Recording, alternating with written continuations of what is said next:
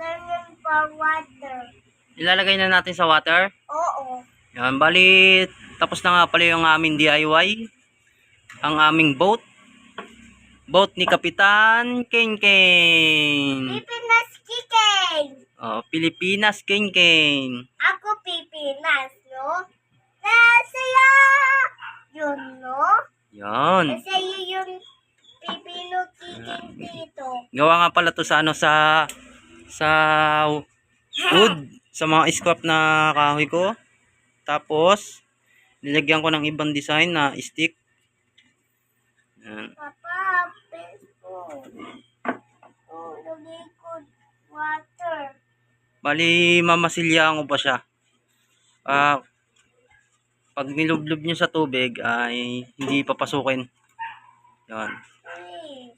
Mamasilyahan na lang natin yung labas niya, tsaka yung ilalim.